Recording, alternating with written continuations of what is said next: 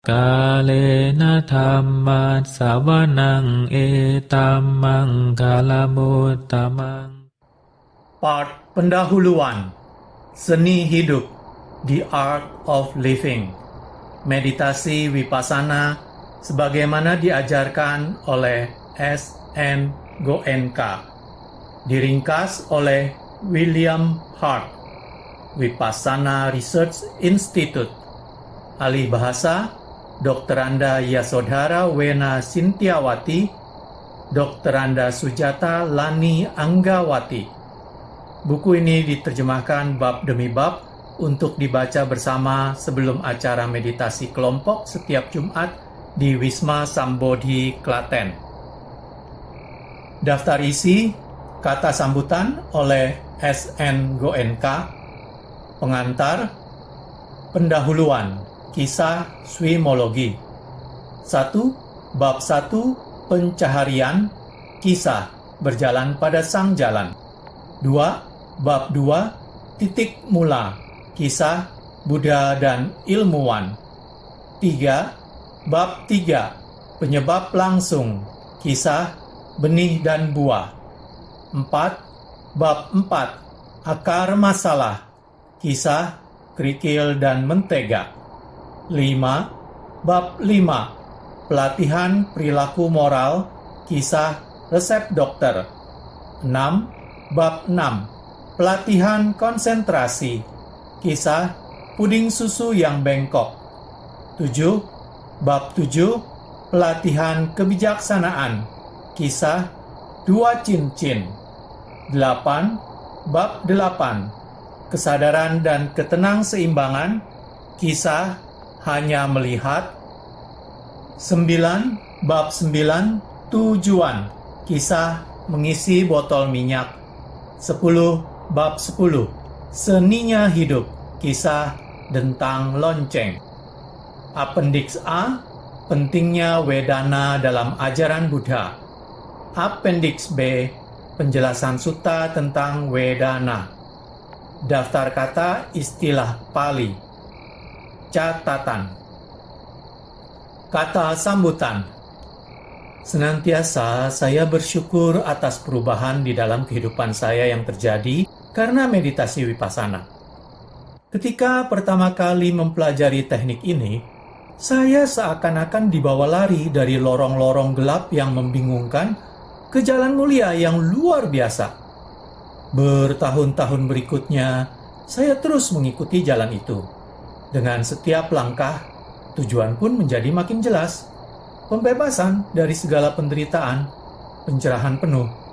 Saya tidak dapat menyatakan telah mencapai tujuan akhir.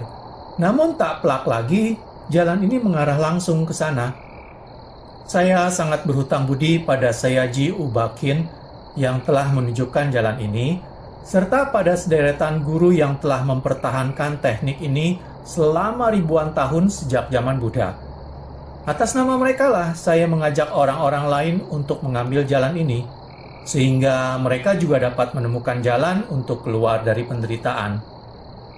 Walaupun ribuan orang dari negara-negara barat telah mempelajarinya, belum ada buku yang dengan akurat menjabarkan bentuk Vipassana ini. Saya gembira bahwa akhirnya ada seorang meditator serius yang telah berusaha mengisi kesenjangan ini. Semoga buku ini memperdalam pemahaman orang-orang yang mempraktekkan meditasi Vipassana. Dan semoga buku ini dapat memberi semangat pada orang-orang lain untuk mencoba teknik ini.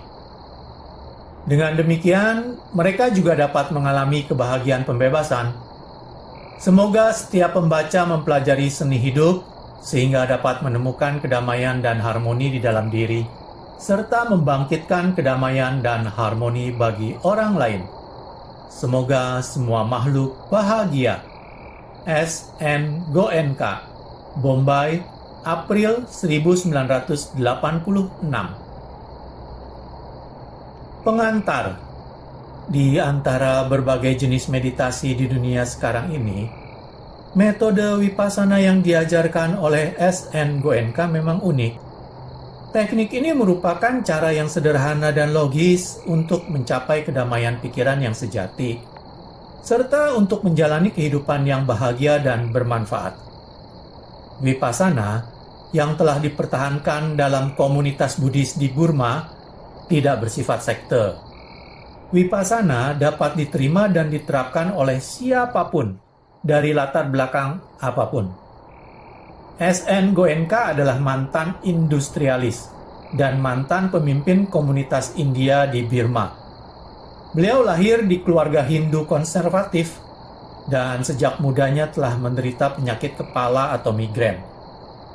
Dalam usaha mencari pengobatan, pada tahun 1955, beliau bertemu dengan Sayagyi Ubakhin yang memegang jabatan rangkap sebagai pegawai negeri senior dan guru meditasi.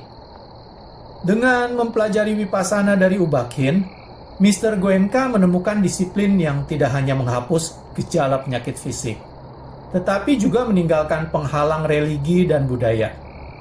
Secara pasti, Vipassana mengubah kehidupan beliau setelah bertahun-tahun mempraktekkan dan berlatih di bawah bimbingan Ubakhin.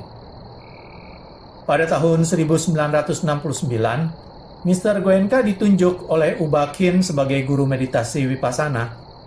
Pada tahun itu juga, beliau datang ke India dan mulai mengajarkan Vipassana, memperkenalkan teknik ini di tanah asalnya, di negara yang masih terpecah belah oleh kasta dan agama. Kursus-kursus Mr. Goenka telah menarik ribuan orang dari latar belakang apapun. Ribuan orang barat juga telah mengikuti kursus Vipassana karena tertarik pada sifat praktis teknik itu. Kualitas Vipassana tercermin di dalam diri Mr. Goenka sendiri. Beliau adalah orang yang pragmatis, yang selalu bersentuhan dengan realita kehidupan sehari-hari. Realita kehidupan memang selalu ditangani dengan tegas. Namun di dalam situasi apapun, beliau tetap mempertahankan ketenangan pikiran yang luar biasa.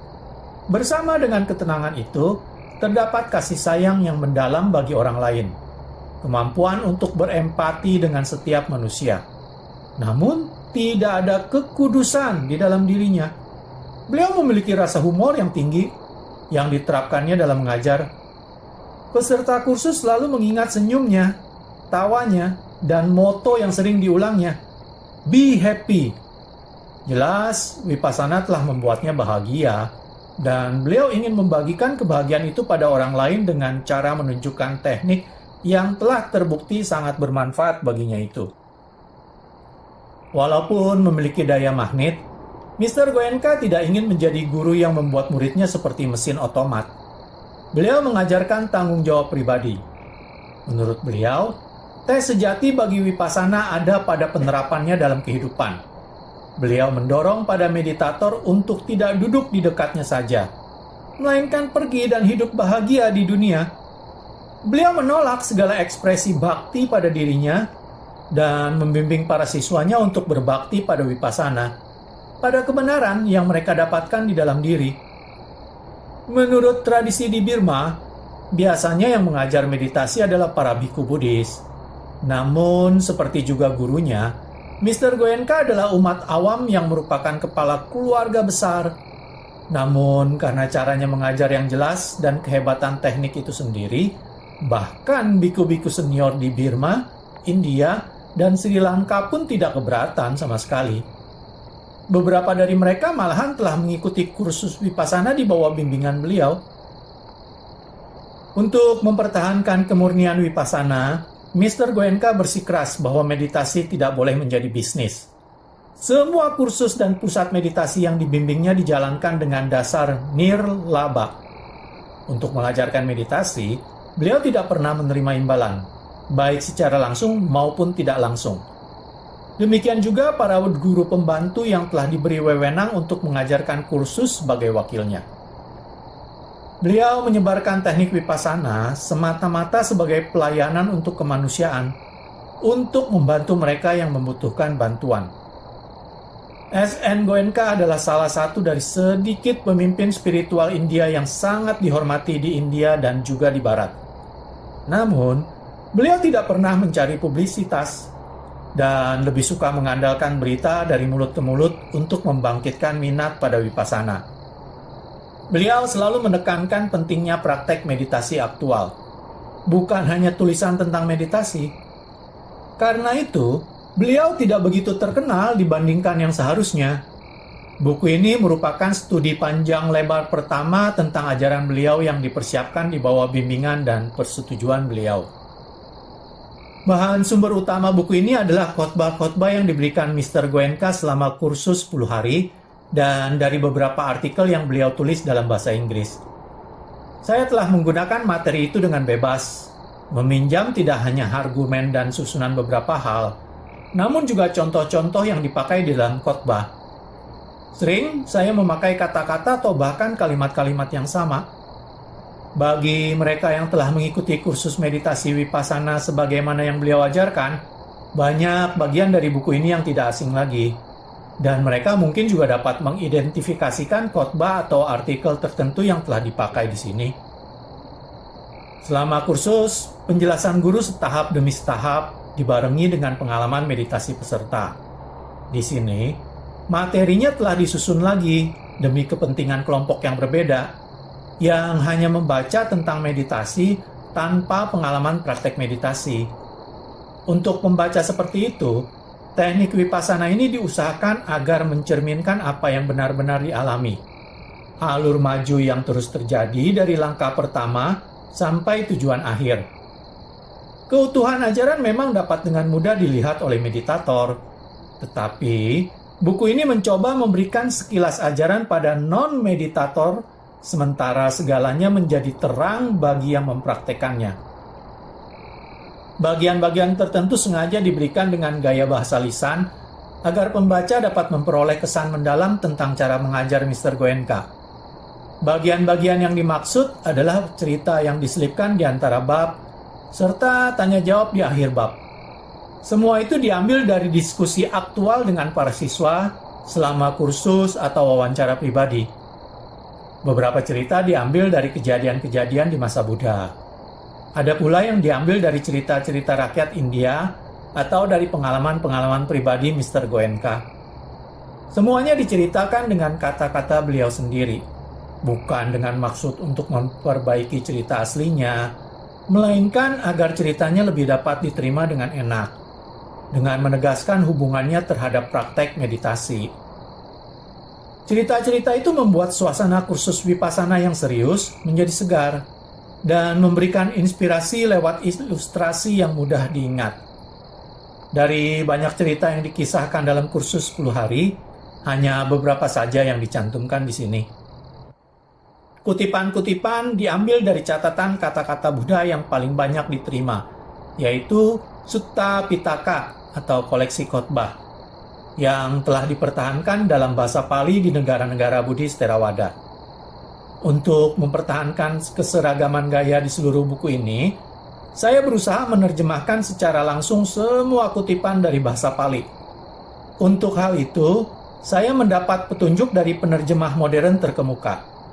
Namun, karena buku ini tidak ditujukan kepada para sarjana, terjemahan saya tidak mengutamakan ketepatan kata per kata. Saya lebih mengutamakan pengertian langsung dari tiap khotbah sebagaimana dimengerti oleh meditator Vipassana menurut pengalaman meditasinya. Mungkin pemakaian suatu kata atau ungkapan agak berkesan tidak ortodoks, namun saya harapkan bahasa yang saya gunakan mencerminkan inti pengertian harfiah dari teks aslinya. Agar konsisten dan tepat, dipakai istilah Buddhis dalam bahasa Pali, walaupun mungkin istilah bahasa Sanskerta lebih dikenal oleh pembaca. Misalnya, yang dipakai adalah kata Dhamma dalam bahasa Pali, bukan Dharma bahasa Sanskerta. Kamma bukan karma, Nibbana bukan nirwana, Sankhara bukan samskara. Namun, agar tidak membingungkan, tidak banyak kata Pali yang digunakan di sini.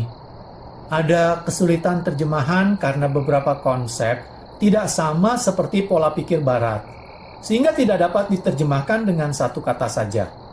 Dalam hal itu, kata Pali lebih enak dipakai dibandingkan dengan ungkapan bahasa Inggris yang panjang.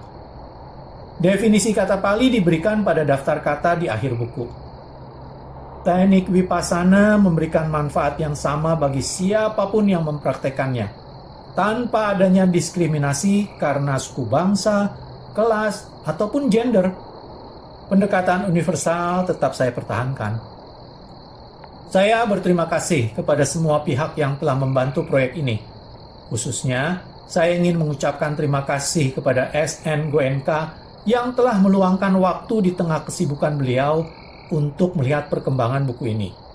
Dan khususnya untuk bimbingan beliau dalam langkah-langkah awal pada sang jalan yang dijelaskan di sini. Sebenarnya, pengarang buku ini adalah SN Goenka, karena tujuan saya hanyalah menyajikan penyampaian ajaran Buddha. Karya ini merupakan jasa kebajikan SN Goenka, sedangkan segala kekurangan yang ada merupakan tanggung jawab saya. William Hart. Seni hidup meditasi Vipassana sebagaimana diajarkan oleh SN Goenka. Pendahuluan. Bayangkan, Anda memiliki kesempatan untuk membebaskan diri dari semua tanggung jawab duniawi selama 10 hari. Hidup di tempat terpencil, terlindung dari segala gangguan. Di tempat ini, segala macam kebutuhan dasar Anda akan disediakan. Dan ada orang yang akan memastikan bahwa Anda cukup nyaman. Sebagai imbalannya, Anda hanya diharapkan untuk menghindari kontak dengan orang lain.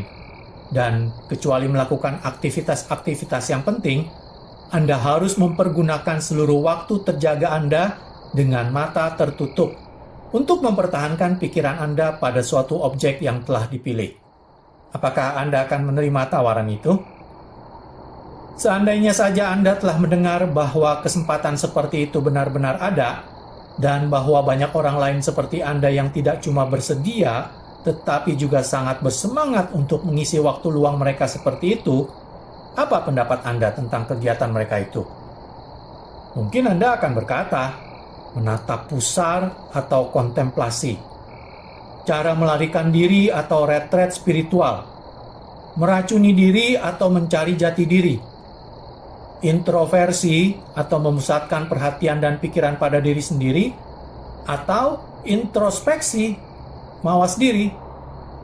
Apapun arti di balik pendapat itu, negatif atau positif, kesan umum tentang meditasi adalah bahwa meditasi merupakan tindakan meninggalkan keduniawian. Memang, ada teknik yang demikian fungsinya.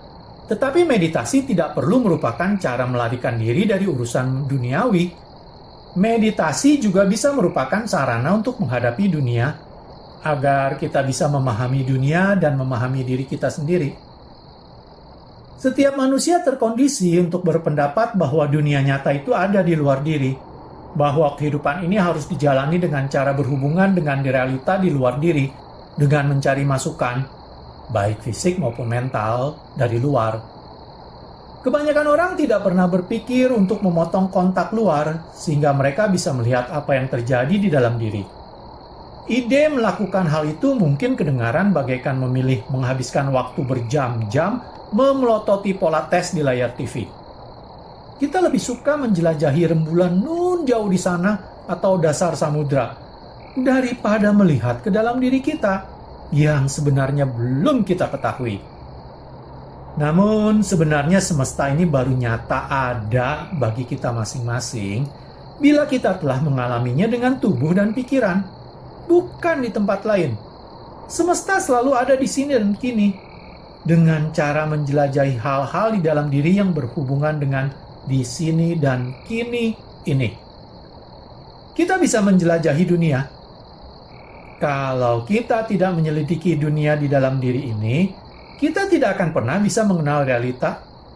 Yang kita kenal hanyalah apa yang kita percaya tentang realita atau konsep intelektual kita tentang realita itu. Tetapi, dengan cara mengamati diri, kita akhirnya bisa mengetahui realitas secara langsung dan bisa belajar menanganinya secara positif dan kreatif. Satu metode untuk menjelajahi dunia di dalam diri adalah meditasi Vipassana sebagaimana diajarkan oleh SN Goenka. Metode ini merupakan cara praktis untuk memeriksa realita di dalam diri kita sendiri dan di dalam pikiran kita sendiri. Dengan demikian, kita bisa menguak dan mengatasi masalah-masalah apapun yang tersembunyi di sana, mengembangkan potensi yang masih tersembunyi, dan menyalurkannya untuk kepentingan kita dan orang lain. Vipassana adalah kata bahasa Pali kuno atau bahasa di India yang berarti insight, melihat ke dalam, pandangan terang, kebijaksanaan. Vipassana merupakan sari ajaran Buddha yang merupakan pengalaman aktual tentang kebenaran. Buddha sendiri mencapai pengalaman itu melalui praktek meditasi. Dan karena itulah, maka yang terutama beliau ajarkan adalah meditasi. Kata-kata Buddha merupakan catatan dari pengalaman meditasi beliau, beserta instruksi terperinci tentang bagaimana caranya berlatih untuk mencapai tujuan yang telah beliau capai, yaitu pengalaman kebenaran. Walaupun hal ini telah diterima secara luas, tetapi tetap saja ada masalah tentang cara memahami dan mengikuti instruksi yang diberikan oleh Buddha. Sekarang ini, tidak ada teknik yang bisa memberikan bukti historis bahwa teknik itulah yang diajarkan oleh Buddha yang telah diturunkan dari masa itu melalui rantai guru murid yang tak terputus. Jangka ribuan tahun yang telah lewat sudah melenyapkan bukti yang mungkin ada. Walaupun kata-kata Buddha bisa dilestarikan di dalam teks dan diakui keasliannya, penafsiran instruksi-instruksi meditasinya tetap saja sulit tanpa konteks praktek yang hidup. Tetapi, bila ada suatu teknik yang telah dilestarikan selama entah berapa generasi, yang membuahkan hasil seperti yang dijelaskan oleh Buddha, bila teknik itu persis sesuai dengan instruksi-instruksi Buddha dan memperjelas hal-hal yang tadinya kelihatan kabur, maka teknik itu jelas perlu diselidiki. Vipassana lah teknik itu. Vipassana merupakan teknik yang luar biasa karena amat sederhana, tidak mengandung dogma-dogma, dan terutama karena benar-benar membuahkan hasil. Meditasi Vipassana diajarkan dalam kursus 10 hari, terbuka bagi siapapun yang benar-benar ingin mempelajari teknik ini, serta cukup sehat jasmani dan batin untuk melakukannya. Selama 10 hari, para peserta harus tetap berada di wilayah kursus, tidak berhubungan dengan dunia luar, tidak membaca dan menulis, dan mereka melepas segala bentuk praktek keagamaan. Mereka bekerja persis sesuai dengan instruksi yang diberikan. Selama 10 hari penuh, mereka mengikuti peraturan dasar moralitas yang mencakup kehidupan selibat dan tidak minum minuman keras. Mereka juga tidak boleh saling berbicara selama 9 hari pertama, meskipun mereka bebas mendiskusikan masalah meditasi dengan guru dan masalah materi dengan manajemen. Selama 3,5 hari, para peserta melakukan latihan konsentrasi mental. Ini merupakan persiapan untuk teknik Vipassananya sendiri yang diperkenalkan pada hari keempat. Langkah-langkah praktek selanjutnya diberikan setiap hari, sehingga pada akhir kursus, seluruh teknik telah diberikan secara garis besar. Pada hari ke-10, berakhirlah peraturan tidak boleh berbicara, dan para meditator melakukan perubahan kembali ke gaya hidup yang lebih terbuka. Kursus berakhir pada hari ke-11 pagi. Pengalaman 10 hari itu mungkin berisi banyak kejutan bagi meditator. Kejutan pertama adalah bahwa meditasi ternyata merupakan kerja keras. Kebanyakan orang berpendapat bahwa meditasi adalah sejenis relaksasi atau masa tak aktif. Pendapat itu ternyata sungguh amat salah. Dibutuhkan penerapan kontinu untuk mengarahkan proses-proses mental secara sadar dengan cara tertentu. Instruksinya adalah bekerja dengan segenap usaha, namun tanpa ketegangan. Namun, sampai seseorang mampu melakukannya, latihan meditasi sungguh membuat frustrasi atau bahkan sangat melelahkan. Kejutan lainnya adalah pandangan terang yang diperoleh dari pengamatan diri ternyata tidak bersifat menyenangkan atau membahagiakan. Biasanya, kita sangat selektif dalam pandangan-pandangan kita tentang diri kita sendiri. Bila kita berkaca, kita selalu mencari hal-hal yang paling indah, ekspresi yang paling menyenangkan. Demikian pula, kita masing-masing mempunyai bayangan mental tentang diri kita sendiri yang menekankan sifat-sifat yang hebat, mengecilkan kelemahan atau cacat kita, dan menghilangkan beberapa segi watak kita. kita melihat bayangan yang ingin kita lihat, bukan realitanya. Tetapi meditasi Vipassana merupakan teknik untuk mengamati realita dari setiap sudut. Meditator tidak menyunting secara cermat bayangan diri itu. Dia menghadapi seutuhnya kebenaran tanpa sensor. Jelas, beberapa aspek itu sangat sulit diterima. Kadang-kadang yang ada di dalam meditasi hanyalah agitasi, keresahan, goncangan, kekacauan, bukannya kedamaian batin. Dan segala sesuatu tentang kursus itu tampaknya tidak bisa diterima serta tidak bisa dilakukan. Jadwalnya yang berat, fasilitasnya, disiplinnya, instruksi-instruksinya, dan nasihat dari gurunya, bahkan tekniknya sendiri. Tetapi ada kejutan yang lain. Ternyata segala kesulitan itu berlalu. Pada suatu titik, para meditator belajar untuk bisa mempertahankan kewaspadaan yang santai tanpa usaha. Meditator belajar untuk terlibat, namun tidak terikat. Mereka tidak berjuang, melainkan masuk terserap ke dalam praktek. Maka fasilitas yang tidak cukup baik tiba-tiba menjadi tidak penting. Peraturannya ternyata menjadi pendukung yang membantu. Waktu berlalu dengan cepat, tanpa terasa. Pikiran menjadi tenang bagaikan danau hutan di waktu fajar, yang secara sempurna memantulkan alam sekitarnya dan sekaligus mengungkapkan kedalamannya kepada siapapun yang memandang dari dekat. Bila kejernihan ini datang, maka setiap saat dipenuhi dengan kemantapan, keindahan, dan rasa damai. Lalu meditator mendapati bahwa teknik itu benar-benar luar biasa. Setiap langkah menjadi lompatan besar, tetapi dia merasa mampu melakukannya. Pada akhir kursus, dia tahu dengan jelas seberapa jauh perjalanan yang telah ditempuhnya selama 10 hari itu. Meditator telah mengalami proses bagaikan operasi bedah untuk menyembuhkan luka yang dipenuhi nanah. Memotong luka dan menekannya untuk mengeluarkan nanahnya memang menyakitkan. Tetapi tanpa itu, lukanya tidak pernah akan sembuh. Bila nanahnya telah dihilangkan, orang itu terbebas dari nanah dan dari penderitaan yang ditimbulkannya. Dia bisa sembuh total. Begitu pula, dengan menjalani kursus 10 hari, meditator menghilangkan sejumlah ketegangan dari pikiran dan menikmati kesehatan mental yang lebih besar. Proses Vipassana telah melakukan perubahan-perubahan besar di dalam diri. Perubahan yang akan bertahan bahkan setelah kursus berakhir. Meditator mendapati bahwa kekuatan mental telah diperolehnya selama kursus itu. Apapun yang telah dipelajari bisa diterapkan di dalam kehidupan sehari-hari untuk kepentingannya sendiri dan untuk orang lain. Kehidupan menjadi lebih harmonis, bermanfaat, dan bahagia.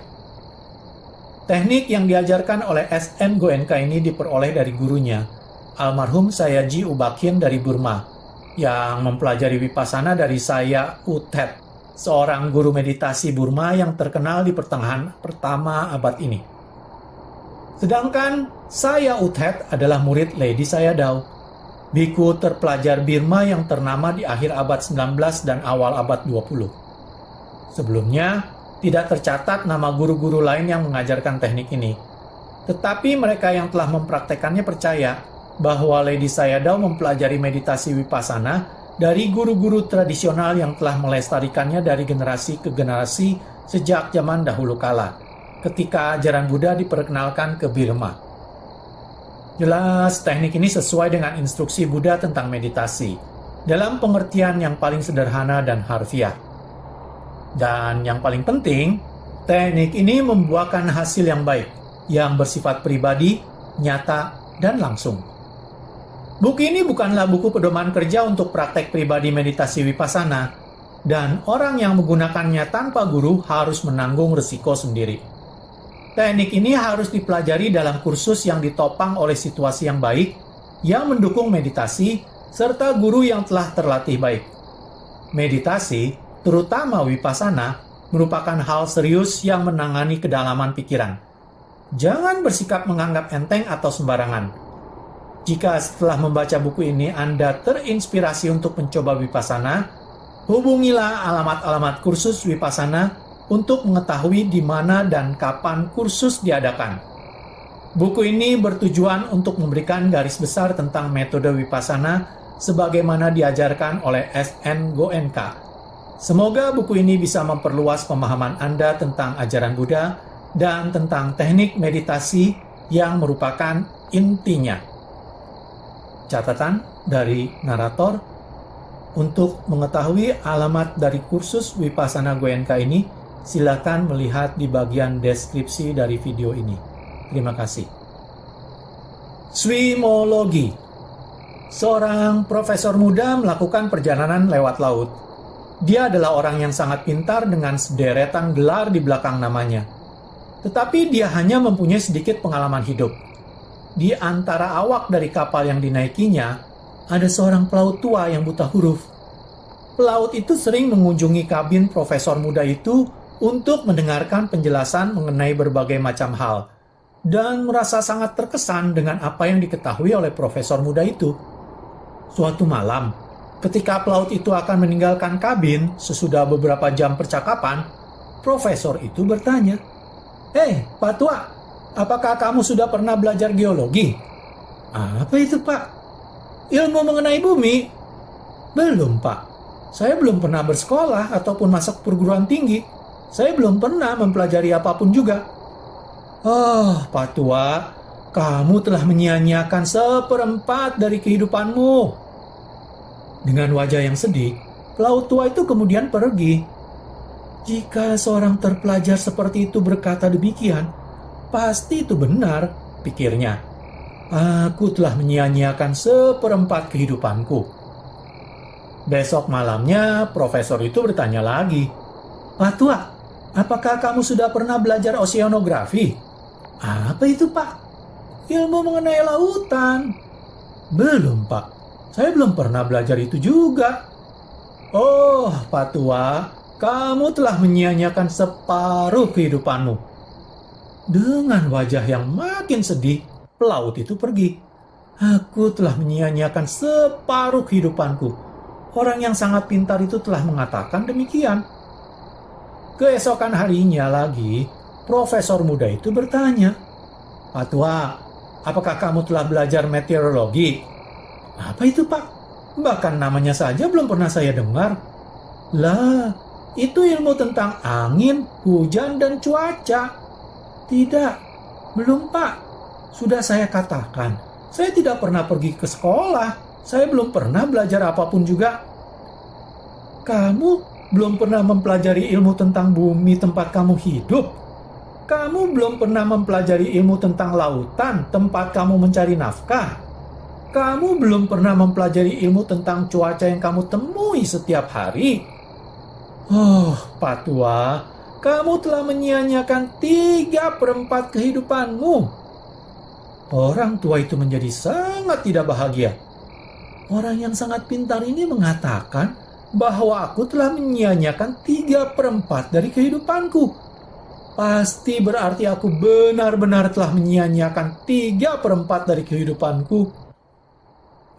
Keesokan harinya merupakan giliran pelaut tua itu. Dengan berlari-lari, dia pergi ke kabin profesor muda itu dan berseru, "Pak Profesor, apakah Bapak telah belajar swimologi?" "Swimologi? Apa maksudmu? Apakah Bapak bisa berenang?" "Tidak, saya tidak bisa berenang." "Pak Profesor, seluruh kehidupan Bapak sia-sia belaka. Kapal ini telah menabrak batu karang dan akan tenggelam. Mereka yang bisa berenang mungkin bisa mencapai pantai yang dekat, tetapi mereka yang tidak bisa berenang akan tenggelam. Saya ikut prihatin. Pak Profesor, seluruh kehidupan Bapak benar-benar telah sia-sia." Anda mungkin telah mempelajari semua ologi atau ilmu di dunia ini. Tetapi kalau Anda tidak belajar swimologi, semua studi Anda tidak ada gunanya. Anda mungkin telah membaca atau menulis buku mengenai berenang. Anda mungkin telah berdebat mengenai aspek-aspek teoritisnya yang dalam. Tetapi, bagaimana semua itu bisa membantu Anda jika Anda menolak untuk masuk ke dalam air sendiri? Anda harus belajar berenang. Demikianlah, selesai sudah saya membacakan video bagian pendahuluan ini sampai di sini. Pada video part selanjutnya, video part 1, Saya akan mulai membacakan dari bab 1, pencaharian. Terima kasih. Kalena dhammat savanang etammang kalamuttamaଂ